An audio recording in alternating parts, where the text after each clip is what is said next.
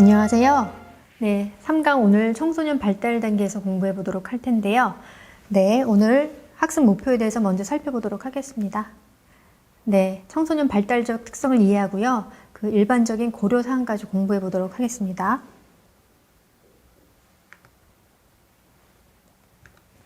네, 우선 청소년기의 심리적 특징을 보시면요. 이때 높은 자의식과 타인의 눈을 많이 의식하게 되죠. 그래서 자기와 남들을 비교를 많이 하게 되는데요. 그래서 이상적 사고라고 해서 이게 무엇이냐면 예전엔 자신을 둘러싼 구체적인 환경에 눈에 보이는 구체적 사고만 했던 것과는 달리 이제는 자기를 이상적이라고 생각하는 사람이 생깁니다. 그래서 그 사람과 자기를 비교하면서 그 사람과 닮아가려는 모습을 보이기도 하고요. 네, 그리고 자신이 가진 사고와 감정은 매우 독특한 것이기 때문에 남들은 이해할 수 없다고 생각하는 그런 거를 개인적 우화라고 또 표현을 합니다. 그래서 세상이란 무대에서 자기는 주인공이고 주위 사람들은 청중이라는 관중이라는 생각을 해서 아이가 남들의 이목을 굉장히 의식을 하고 또 겉모습을 예쁘게 꾸미려는 그런 모습을 많이 보이죠. 이것을 상상 속 청중의 특징을 가지고 있다라고 또 표현할 수가 있습니다. 그래서 부모와 이제 예전보다는 거리감이 이제 느껴지면서 또래에 집중을 하게 되고요. 이러면서 독립을 하려는 욕구가 커짐과 동시에 또 의존하고픈 욕구도 또 이렇게 공존을 하게 됩니다. 그래서 약간 혼란스러운 시기이기도 하죠. 또 이때는 도덕적 완벽을 추구를 하고 싶은데 또 한편으로는 쾌락주의가 또 올라옵니다. 이것은 이제 아이가 2차 성징이 되면서 그 이드라고 하는 우리의 그 원초아가 이 자아를 뚫고 용솟음치기 때문에 이때 이거를 균형을 잘 잡게끔 주위에서 도와줘야 됩니다.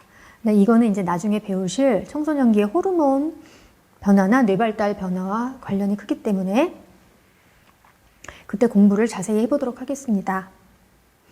그래서 이때 자아 정체감 확립을 위해서 이때 아이들이 이제 성인도 아니고 그렇다고 아동도 아닌 그 중간에 어중간한 시기에서 자신의 역할을 어떻게 규명해야 할지 고민하지 않을 수가 없겠죠. 그래서 인생의 목표나 가치에 대해서 그 건강한 방식으로 자아 정체감을 형성하지 못하면요, 굉장히 혼란스러운 심리 상태가 되기가 쉽습니다. 그래서 옆에서 어른들이 이런 것들을 잘 형성할 수 있도록 돕는 그런 역할을 해줘야 합니다. 그리고 삐아제의 그 인지 단계에 해당하면 이때는 이제 형식적 조작기가 되는 거죠. 그래서 추상적이고 가설적이고 연역적인 사고가 이제 가능하게 됩니다. 그 추상적인 개념에 대해서 이제 사고 능력이 발달함에 따라서요, 어떤 현상을 설명하기 위해서 그 현상의 원인이나 법칙에 대해서 예측하고 이를 검증할 수 있는 능력이 이제 생기게 되는 것이죠. 네. 여러분, DSM에는 등재가 안 되었지만 한국뿐 아니라 전 세계적으로 이슈가 되고 있는 질병이 있습니다. 그래서 혹시 아시는지 모르겠네요. 북한이 우리나라에 쳐들어오지 못하는 이유가 이 집단 때문이라고 하는데요. 네, 벌써 제가 여기 보여드렸죠. 예, 중2병이라고 하는 건데요. 원래는 중2병이란 단어가 일본에서 그 라디오 방송에서 중2 학생들의 주로하는 행동이 무엇인가 라는 그 주제로 얘기를 하면서 이게 이슈가 되어서 우리나라까지 넘어온 거라고 하네요. 그래서 미국에서도 2학년병이라고 있는데 이건 중2는 아니고요. 고2나 대학교 2학년 학생들이 뭐 아는 체 하는 병. 그래서 이게 중2병이 발전돼서 이런 병이 또 계속 2학년마다 오는 것이 아닌가 하는 말도 있고, 여기서 이모셔널 키드라고 해서 이모키드라고 준말로 부르는 것은 무엇이냐 하면요, 유독 감성적이고 우울증에 걸린 듯한, 그리고 말이 없는 걸 특징으로 한다고 해요. 그래서 이 아이들은 자기가 얼마나 우울하고 힘든지 블로그에다가 자해한 거를 자랑처럼 올리고 한다고 합니다. 그래서 이게 사회적으로 굉장히 이슈가 됐다고 해서 CNN에서 이거에 대한 얘기를 다루기도 했다고 합니다. 그리고 독일도 이런 얘기가 있어요. 이거는 우리가 많이 얘기하는 건데, 질풍노도의 시기라고 해서 자신을 드러내는 열망이 강한 청소년기를 이렇게 표현하기도 한다고 합니다.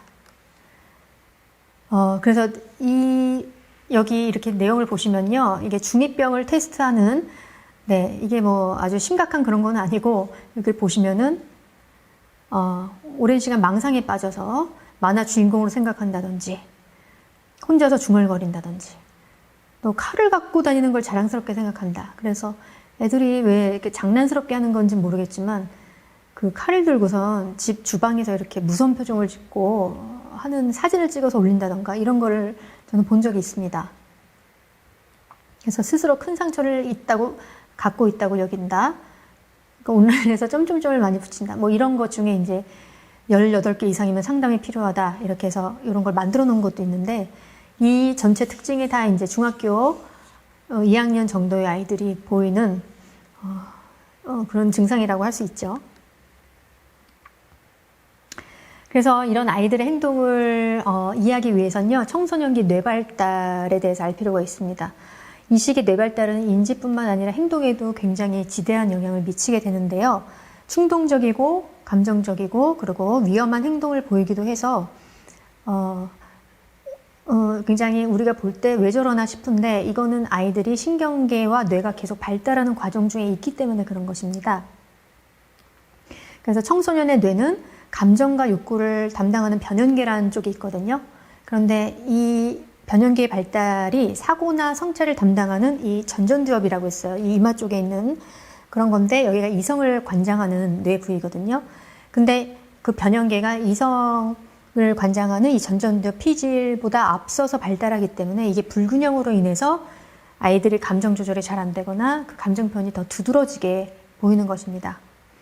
그래서 이 시기 뇌 발달의 중요한 이유는요, 인간의 뇌 영역별 발달이 정해진 시기에 일어나게 된다는 것이죠. 그래서 이런 기회 창구가 열려있는 동안에 뉴런들이 함께 연결되어 있지가 않으면은 세포들의 수상돌기나 그런 가지들이 사라지기 때문에 이 시기에 얼마나 잘 보내느냐에 따라서 아이의 또 뇌 발달에도 상당한 영향력을 미친다고 할 수 있습니다. 자, 그래서 뇌에 대해서 자세히 이제 보시게 되면요. 아까 말씀드렸던 전전두엽. 네, 이 전전두엽은 이제 지휘센터인데요. 사춘기에 활짝 꽃이 피고 가지치기를 한다고 합니다. 그래서 보시면 결과를 예측하거나, 네, 위험을 계산하고 감정적인 충동과 욕구를 조절합니다. 그래서 아까 두 번째는 설명을 드렸고요. 그래서 전전두엽 공사가 완성되려면은 보통 20살까지 계속 발달을 하고요. 더 늦게는 25살까지도 계속 발전을 해 나간다고 합니다. 그래서 이 전전두엽의 대리 기능을 우리 어른들이 대신 해줘야 된다는 그런 것이죠. 자, 그 다음에는 이제 신경 전달 물질인데, 그러니까 여러분 최근에 이제 연구를 보시면은 우울증이나 폭행 그리고 자살 등 이상 행동을 보이는 청소년들이 이 지금 여기 제가 써놓은 도파민이라든지 세로토닌 그리고 노에피네프린 이 내뇌 신경 전달 물질이 아주 과다하거나 아니면 결핍됐을 때 이러한 요소가 청소년 비행과 유의미하다는 유의미한 관계가 있다고 그렇게 보고되고 있죠. 그래서 이 세 가지 신경 전달 물질은 인간의 정신이나 심리 그리고 감정에 많은 영향을 주고요. 현대인의 정신병리라든지 성격을 이해하는 데 아주 큰 중요한 물질이라고 할 수 있습니다. 그래서 우리가 앞서 배운 틱 같은 경우도요. 이 도파민과 세로토닌의 불균형으로 발생되는 거고요. ADHD도 이 도파민, 노아드레날린 같은 신경 전달 물질의 감소와 관련이 되고 있습니다. 우선 도파민을 살펴보시면요. 이거는 기쁨과 쾌감에 관여하는 신경 전달 물질인데 이 수치가 상승하면요. 거기로부터 기분이 좋아지죠. 그렇기 때문에 그걸 했던 내가 만약에 무엇을 먹었는데 기분이 좋아지면은 그걸 계속 먹게끔 하고 스마트폰으로 게임을 했으면은 그걸로부터 뭔가 기쁘고 쾌감을 얻었으면 계속 그걸 하게 되는 이유가 되게 되는 거죠. 그래서 중독과도 굉장히 관련이 깊은 전달 물질입니다. 근데 이때 쾌감이 좌절이 돼서 되면은 반대로 공격적으로 변하고요. 파괴적인 반응을 일으킨다고 하죠. 그래서 이 청소년의 도파민 수치는요. 성인보다 더 많습니다. 그래서 자극에 취약하고 충동적이고 더 조존적입니다. 네, 두 번째는 세로토닌인데요. 세로토닌은 이제 기분을 좋게 하는 신경 전달 물질입니다. 그래서 안정감과 활력 그리고 행복한 느낌에 관여하기 때문에 소위 평화의 전령이라는 이런 닉네임이 붙어 있습니다. 그래서 건강한 사람들이 행복감을 느낄 때는 이 뇌에서 세로토닌이 방출이 됩니다. 그래서 세로토닌 원활히 때는 의욕과 활기가 되살아나지만 분비량이 적으면은 이제 활기가 떨어지고요. 그리고 감정 조절에 장애가 생겨서 충동적이고 화를 잘 내게 된다고 하죠. 그래서 청소년들이 비정상적으로 충동 통제가 안 될 때는 이 세로토닌의 시스템의 기능 저하를 의심해 볼 수가 있게 되는 거죠. 자, 그 다음에는 보시면은 화가 나거나 이제 우리가 스트레스를 받을 때 주로 분비되는 신경 전달 물질이고요. 내가 외부로부터 위협을 감지를 했을 때 그거에 대응하고 공격 태세를 갖추는 것으로 설명될 수가 있는데 비상시 편도체를 자극해서 위험에 대비하게 하는 신경 전달 물질이라고 보시면 됩니다. 그래서 뇌를 보시면요, 청소년기 림빅 시스템이라고 보이시죠? 이게 한국말로 하면 변연계라고 하는 겁니다. 그래서 여기에 중요한 세 가지 뇌 영역을 보시면은 네, 시상하부가 있고요. 그리고 편도체, 네, 그리고 해마 이 세 가지에 대해서 우리가 주로 살펴보도록 하겠습니다. 네, 오늘은 청소년기의 그 뇌 발달을 중심으로 특징에 대해서 살펴봤습니다. 다음 시간에는 청소년기 품행장애와 개입 PCIT에 대해서 공부하도록 하겠습니다. 예, 감사합니다.